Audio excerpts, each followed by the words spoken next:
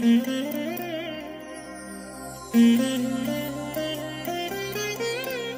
దినం పరము నుండి దిగివచ్చు మాట. ఇది నీ జీవితానికి వెలుగుల బాట. నీ ఒడిలో ఉంచబడిన దీవెనల మూట, అద్భుతాల ఆనంద ఊట. ఫిబ్రవరి 1 సంవత్సరమంతా మీరు బైబిల్ చదివి ముగించడానికి ఈరోజు మీరు చదవలసిన లేఖన భాగము నిర్గమకాండం 27 మరియు 28 అధ్యాయములు. సాయంత్రం మత్తయి సువార్త 21వ అధ్యాయము 1 నుండి 22వ వచనం వరకు. ప్రియమైన దేవుని బిడ్డలారా, ఈ ఉదయకాల సమయంలో ప్రభు యొక్క కృప మీకు తోడైనగాక. ఎలా ఉన్నారు? బాగున్నారు కదూ? ఈ దినాలలో దేవుని యొక్క సన్నిధిలో మీరు బలం పొందుకుంటూ ఉండాలి. దేవుని యొక్క మహిమను మీరు అనుభవిస్తూ ముందుకు సాగాలి. ప్రభు ఒక అద్భుతమైనటువంటి నెలను, క్రొత్త మాసమును ఆయన దయచేశారు. జనవరి నెల అంతయు మనము దేవునిలో చక్కగా సాగి వెళ్ళడానికి పరిశుద్ధాత్ముడు సహాయం చేశాడు. ఈరోజు ఒక క్రొత్త మాసంలోకి దేవాది దేవుడు మనల్ని తోడుకొని వచ్చాడు. ఈ నెలలో గొప్ప కార్యాలు దేవుడు మీకు చేయాలని మీ కొరకు నేను ప్రార్థన చేస్తున్నాను. ఆయన సన్నిధిలో మీరు కనిపెట్టుకొని ఉండండి. మీరు సమయాన్ని కుదుర్చుకొని ప్రభు సన్నిధిలో ప్రార్థించడానికి మీ హృదయాన్ని ఆయత్తపరుచుకునండి.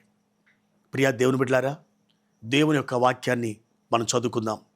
నిర్గమకాండం 14వ అధ్యాయము 15వ వచనం. అంతలో యెహోవా మోషేతో, నీవేళ నాకు మొరపెట్టుచున్నావు, సాగిపోవుడి అని ఇశ్రాయేలుతో చెప్పుము. దేవుని బిడ్డలారా, ఎర్ర సముద్రం ఒడ్డున ఉన్నటువంటి ఇశ్రాయేలు ప్రజలు, మోషే, వారందరూ కూడా ఒక అద్భుతం కొరకు ఎదురు చూస్తున్నారు. మోషే దేవుని యొక్క వ్యక్తిత్వాన్ని, దేవుని యొక్క మనస్సును ఎరిగినటువంటి వాడు. కానీ అక్కడ ఉన్నటువంటి లక్షలాది మంది ప్రజలు దేవుని మనసును ఎరిగినటువంటి వారు కాదు. వారు ఇంతకుముందు ఐగుప్తు దేశంలో సమాధులు లేవా, ఈ అరణ్యములో సమాధులు లేవని మమ్మల్ని ఇక్కడ తోడుకొని వచ్చితివా అని మోషే మీద వారు వ్యాజ్యమాడారు. ప్రియమైన దేవుని బిడ్డలారా, అలాంటి ప్రజలు దేవుని మనసును ఏ విధంగా గ్రహించగలుగుతారు? అయితే దేవుని సన్నిధిలో మోషే ప్రార్థిస్తున్నప్పుడు దేవుడు చెప్తున్నాడు, మోషే, నీవు నాకెలా మొరపెట్టుచున్నావు, సాగిపోవుడి అని ఇశ్రాయేలు ప్రజలతో చెప్పుము. అవును దేవుని బిడ్డలారా, కష్టం వచ్చినా, బాధ వచ్చినా, వేదన కలిగిన, అవమానం కలిగిన పరిస్థితులన్నీ కూడా మీకు ఒక దండుగా నిలిచి మిమ్మల్ని సవాలు చేస్తున్నా మీరు ఏం చేయాలో తెలుసా? ప్రభువును బట్టి మీరు ముందుకే సాగి వెళ్ళాలి. ఎక్కడ మీరు ఆగిపోవడానికి వీల్లేదు. మీ ఆత్మీయ జీవితం అంతకంతకు అభివృద్ధి చెందుచున్నప్పుడు మీరు ముందుకు సాగి వెళతారు.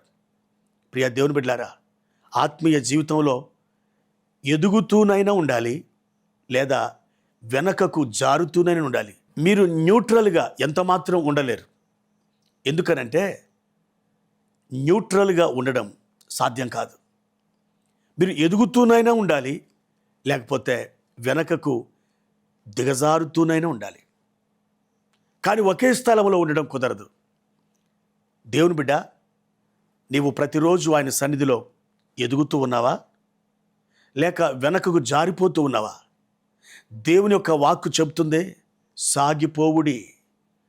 అవును, నువ్వు సాగి వెళుతున్నట్లయితే అద్భుతాలు చేసే దేవుని మహిమను నువ్వు కన్నులార చూడగలుగుతావు. అందుకే దేవుడు అంటున్నాడు, నా బిడ్డ, నువ్వు సాగి వెళ్ళు. సాగి వెళ్ళేవారికే అద్భుతాలు, సాగి వెళ్ళేవారికే దేవుని మహిమ విడుదల, సాగి వెళ్ళేవారికే ఆశ్చర్యమైన కార్యాలు దేవుని ఆత్మ జరిగిస్తారు.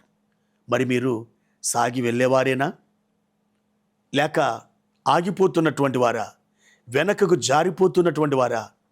ప్రియ సహోదరి, సహోదరుడా, మీరు ముందుకే సాగి వెళ్ళండి, విజయాలను చూడండి. ప్రభు మీకు సహాయం చేస్తారు. ఒకవేళ మీరు ఎగరలేకపోతే పరిగెత్తండి, మీరు పరిగెత్తలేకపోతే నడవండి.